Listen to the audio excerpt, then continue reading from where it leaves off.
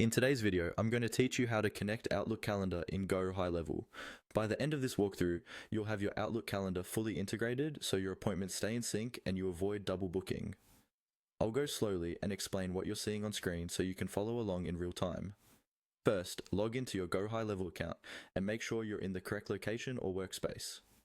On the left-hand side menu, look for the option labeled Settings. Click on Settings.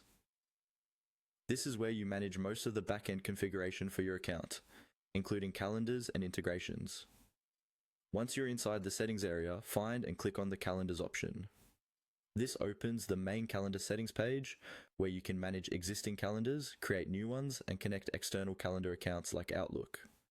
At the top of the calendars page, you'll see a tab or section called Connections. Go ahead and click on Connections. Think of this area as the control center for all the calendar accounts that are linked to your Go High Level workspace. On the Connections screen, look for a button that says Add New or is labeled with a plus sign and the words Add New. Click on that. This tells Go High Level that you want to add a new calendar integration. A window or panel will open showing the different calendar providers you can connect with. Here, look for the Outlook or Microsoft Calendar option and then click on Connect. If the button just says Connect next to Outlook, that's the one you want. Clicking this will start the secure connection process between your Outlook account and Go High Level. Next, you'll be asked to choose an account. If you're already signed in to one or more Microsoft or Outlook accounts in your browser, you'll see them listed. Select the Outlook account whose calendar you want to use with Go High Level. If you don't see the right one, you may need to sign out or add another account first.